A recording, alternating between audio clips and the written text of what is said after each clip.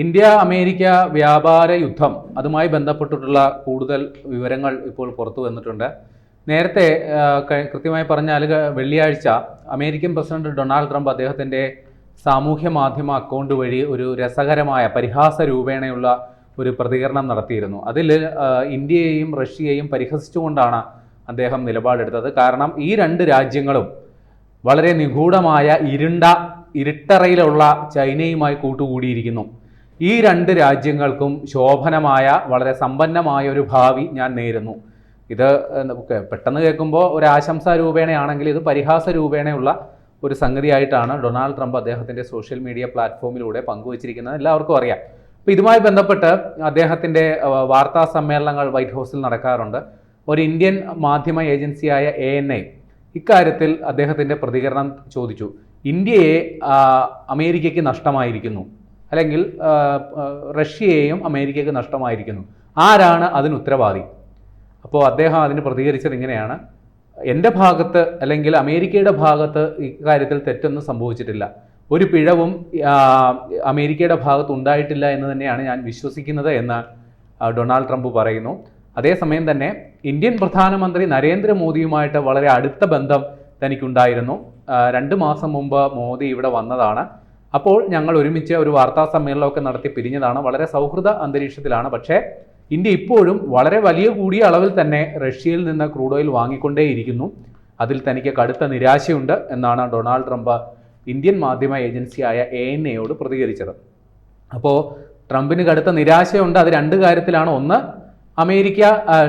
India റഷ്യയിൽ നിന്ന് ഇപ്പോഴും ക്രൂഡ് ഓയിൽ വാങ്ങിക്കൊണ്ടിരിക്കുന്നു. അമേരിക്കയുടെ അല്ലെങ്കിൽ ട്രംപിൻ്റെ ഭീഷണി ഇന്ത്യ വകവെച്ചു കൊടുത്തില്ല. അതിൽ കടുത്ത നിരാശ ട്രംപിനുണ്ട്. അതോടൊപ്പം തന്നെ ഇന്ത്യയുമായി അമേരിക്കയ്ക്ക് പതിറ്റാണ്ടുകളുടെ നയതന്ത്ര ബന്ധം, വളരെ അടുത്ത സൗഹൃദം ഉണ്ടായിരുന്നു. പ്രത്യേകിച്ചും ഡൊണാൾഡ് ട്രംപും ഇന്ത്യൻ പ്രധാനമന്ത്രി നരേന്ദ്രമോദിയുമായിട്ട് വളരെ അടുത്ത വ്യക്തിബന്ധം ഉണ്ടായിരുന്നു. 2 നേതാക്കളും പരസ്പരം 2 രാജ്യങ്ങൾ സന്ദർശിക്കുകയും വലിയ രീതിയിലുള്ള ഒരു ഒരു മെഗാ ഈവൻ്റായി ആ സന്ദർശന പരിപാടികൾ ജനപങ്കാളിത്തം കൊണ്ട് വളരെ ശ്രദ്ധേയമായതുമൊക്കെ നമ്മുടെ ഓർമ്മകളിലുള്ള സംഗതിയാണ്. അപ്പോൾ അത്തരത്തിൽ നരേന്ദ്രമോദിയോട് പോലും തനിക്കുണ്ടായിരുന്ന ബന്ധം വിച്ഛേദിക്കപ്പെട്ടതിൽ ട്രംപ് നിരാശനാണ് എന്നുള്ളതാണ്. നേരത്തെ ചില വാർത്തകൾ വന്നിരുന്നല്ലോ. ഡൊണാൾഡ് ട്രംപ് നരേന്ദ്രമോദിയെ ഏതാണ്ട് 4 തവണ ഫോണിൽ വിളിച്ചു. പക്ഷേ 4 തവണയും നരേന്ദ്രമോദി ഫോൺ എടുക്കാനോ ട്രംപുമായി സംസാരിക്കാനോ തയ്യാറായില്ല എന്നുള്ളതാണ് വിവരം. അപ്പോൾ ഇതൊക്കെ കൂട്ടി വായിക്കുമ്പോൾ ഇന്ത്യ അമേരിക്ക ഒരു സൗഹൃദ അന്തരീക്ഷം കുറച്ചു കാലത്തേക്കെങ്കിലും ഉണ്ടാകില്ല എന്നുള്ള കാര്യം നമുക്ക് അടിവരയിട്ട് പറയേണ്ടി വരും. പിന്നെ മറ്റൊരു സാഹചര്യം കൂടിയുണ്ട്. ട്രംപ് നടത്തിയ ഭീഷണി. ഇന്ത്യക്കെതിരെ ആദ്യം 25% താരിഫ് ചുമത്തി. അത് 1ാം ഘട്ടമായിരുന്നു. 2ാം ഘട്ടത്തിൽ വീണ്ടും 25% താരിഫ് ചുമത്തി. തുടർന്നും ഇന്ത്യക്കെതിരെ വലിയ രീതിയിലുള്ള നികുതി ഭാരം അടിച്ചേൽപ്പിക്കും എന്നുള്ള സൂചന അദ്ദേഹം നേരത്തെ തന്നിരുന്നു. അപ്പോൾ അദ്ദേഹത്തിൻ്റെ നിരാശ ഇന്ത്യയോടുള്ള പകപോക്കലായി മാറുമോ എന്നുള്ളതാണ് ഇനി കാത്തിരുന്ന് കാണേണ്ടത്. നേരത്തെ നമുക്ക് അനുഭവമുള്ളതാണ്. ചൈനയ്ക്കെതിരെ 239% വരെ നികുതി പ്രഖ്യാപിച്ചയാളാണ് ഡൊണാൾഡ് ട്രംപ്. പിന്നീട് ചൈനയുമായിട്ട് അത്ര കളിക്കുന്ന പന്തിയല്ല എന്ന് ട്രംപിന് മനസ്സിലായപ്പോൾ അത് കുറച്ച് അവസാനം ഇപ്പോൾ 30% വന്നെത്തി നിൽക്കുന്നുണ്ട്. അപ്പോൾ ഇന്ത്യയോട് 50% പ്രഖ്യാപിച്ച ട്രംപിന് വളരെ നിസ്സാരമായി വീണ്ടും മുൻപിൻ ആലോചിക്കാതെ വീണ്ടും നികുതി വർദ്ധിപ്പിക്കാനുള്ള പ്രഖ്യാപനം നടത്താവുന്നതേ ഉള്ളൂ. പക്ഷേ ഇക്കാര്യത്തിൽ ഇതുവരെ ട്രംപിൻ്റെ ഭാഗത്തു നിന്ന് ഒരു തീരുമാനം ഉണ്ടായിട്ടില്ല. അതിൽ തൽക്കാലം ഇന്ത്യക്ക് ആശ്വസിക്കാം. പക്ഷേ ട്രംപ് എത്ര വലിയ നികുതി പ്രഖ്യാപിച്ചാലും അതിന് ഭയപ്പെട്ട് അതിന് കീഴ്പ്പെട്ട് നിൽക്കാൻ തൽക്കാലം ഉദ്ദേശമില്ല എന്ന നിലപാടാണ് ഇന്ത്യക്കുള്ളത്. അക്കാര്യം പ്രധാനമന്ത്രി തന്നെ വ്യക്തമാക്കിയിട്ടുണ്ട്. രാജ്യത്തെ കർഷകരുടെയും ചെറുകിട ഉൽപ്പാദകരുടെയും താല്പര്യം ഹനിച്ചുകൊണ്ട് ഒരു വിട്ടുവീഴ്ചയ്ക്കും തയ്യാറല്ല എന്നുള്ള നിലപാടാണ് രാജ്യത്തിനുള്ളത്, ഇന്ത്യക്കുള്ളത് എന്ന് പ്രധാനമന്ത്രി പറഞ്ഞു. അതിന് എന്ത് നഷ്ടം സംഭവിച്ചാലും അത് നേരിടുക തന്നെ ചെയ്യും എന്നാണ് പ്രധാനമന്ത്രി പറഞ്ഞത്. ഇനി ട്രംപ് എന്തുകൊണ്ടാണ് ഇത്തരത്തിൽ നിലപാടുകൾ എടുക്കുന്നത് എന്നുള്ളത് അറിയണമല്ലോ. അദ്ദേഹത്തിൻ്റെ പല ഉപദേശകരുമുണ്ട്. ഈ ഉപദേശകരാണ് ഈ ട്രംപിനെ കൊണ്ട് പിരിയിളക്കിക്കുന്നത് എന്ന് വ്യക്തമാണ്. അതിൽ പ്രധാനിയാണ് പീറ്റർ നവരോ. അത് ഈ അമേരിക്കയുടെ ഭരണകൂടത്തിൻ്റെ ഈ വാണിജ്യ ഇടപാടുകൾ സംബന്ധിച്ചുള്ള മറ്റ് രാജ്യങ്ങളുമായിട്ടുള്ള കയറ്റുമതി ഇറക്കുമതി നയം രൂപീകരണം സംബന്ധിച്ചുള്ള ഉപദേശം കൊടുക്കുന്ന ആളാണ് പീറ്റർ നവരോ. അദ്ദേഹം ഇപ്പോഴും പറയുന്നത് ഇന്ത്യ വലിയ രീതിയിൽ അമേരിക്കയ്ക്കെതിരെ നികുതി ചുമത്തുന്ന ഒരു രാഷ്ട്രമാണ്. അതുവഴി അമേരിക്കയ്ക്ക് വലിയ രീതിയിലുള്ള തൊഴിൽ നഷ്ടം ഉണ്ടാകുന്നു എന്നാണ് പീറ്റർ നവരോയുടെ ആരോപണം. നേരത്തെ ട്രംപ് ഇതിനൊരു ഉദാഹരണം പറഞ്ഞിരുന്നു. ഈ ഹാർലി ഡേവിഡ്സൺ എന്ന് പറയുന്ന സൂപ്പർ ബൈക്ക് ചില സിനിമകളിലൊക്കെ നമ്മൾ കണ്ടിട്ടുണ്ടാവും. ഈ ഹാർലി ഡേവിഡ്സൺ ഒരു അമേരിക്കൻ നിർമ്മിത ബൈക്കാണ്. അത് ഇന്ത്യ ആ ബൈക്കിന് ഏതാണ്ട് 200% നികുതിയാണ് ചുമത്തുന്നത്. ഉദാഹരണം പറഞ്ഞാൽ അപ്പോൾ അതിൻ്റെ ഒരു വില 1 ലക്ഷം രൂപയാണെങ്കിൽ അതിൻ്റെ 200% നികുതി എന്ന് ചുമത്തുമ്പോൾ ഏറ്റവും കുറഞ്ഞത് അതിൻ്റെ നികുതി എല്ലാം കൂടി കൂട്ടി ഒരു 3 ലക്ഷത്തിന് മേൽ വില വരും എന്നാണ് മനസ്സിലാക്കേണ്ടത്. അതായത് 3 ഇരട്ടിയോളം അതിൻ്റെ വില വർദ്ധിക്കാനുള്ള സാഹചര്യമുണ്ട്.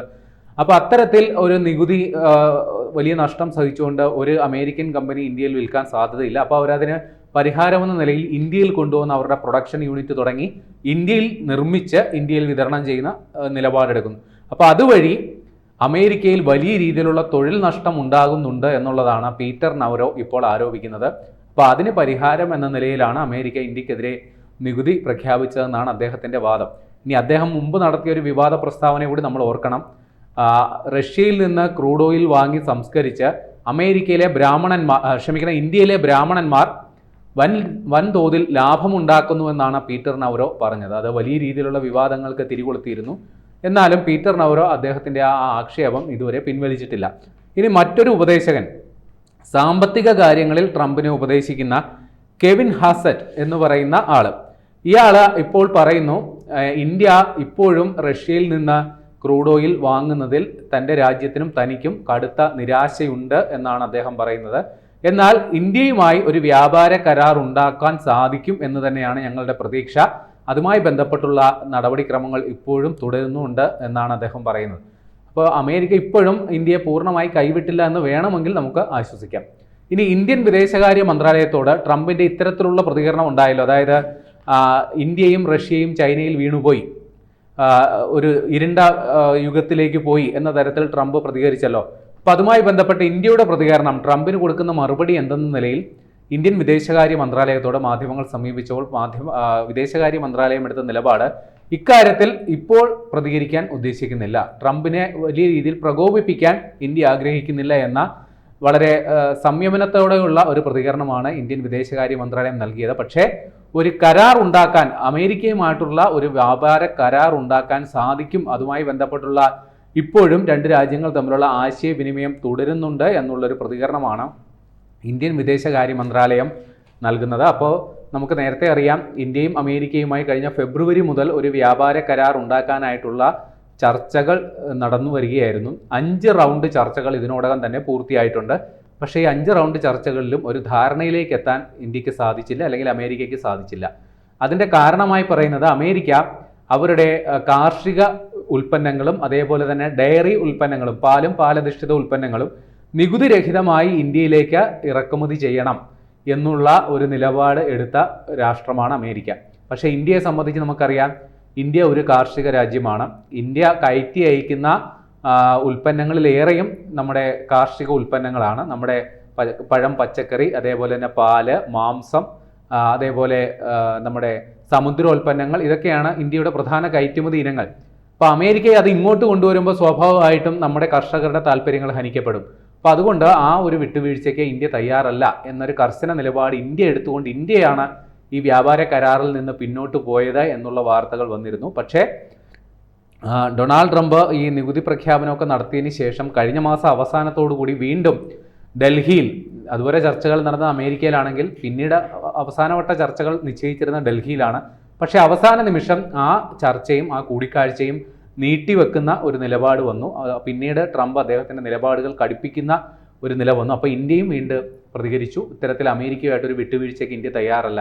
അപ്പോൾ രണ്ട് രാജ്യങ്ങളും ഇപ്പോൾ കടുത്ത നിലപാടുകളിൽ തന്നെയാണ്. എന്നാൽ നമുക്കറിയാവുന്നതുപോലെ രണ്ട് രാജ്യങ്ങളും സൈനികമായി, സാമ്പത്തികമായി വളരെ ശക്തമായ രാജ്യങ്ങളാണ്. അപ്പോൾ പരസ്പരം എതിർത്തുകൊണ്ട് രണ്ട് രാജ്യങ്ങൾക്കും അധികനാൾ മുന്നോട്ട് പോകാനാവില്ല എന്നുള്ളത് വ്യക്തമാണ്. അപ്പോൾ ഒരു ഒത്തുതീർപ്പ് വലിയ താമസിയാതെ സമീപഭാവിയിൽ തന്നെ ഉണ്ടാകും എന്നുള്ളൊരു പ്രതീക്ഷയുണ്ട്. അത് എത്രയും പെട്ടെന്ന് ഉണ്ടായാൽ നമ്മുടെ കർഷകരുടെ, അല്ലെങ്കിൽ ഇതുമായി ബന്ധപ്പെട്ടുള്ള ആശങ്കയിലായിട്ടുള്ളവരുടെ ആ ഒരു പ്രശ്നം ഉടനെ തന്നെ പരിഹരിക്കാൻ സാധിക്കും എന്നാണ് നമ്മൾ കരുതേണ്ടത്.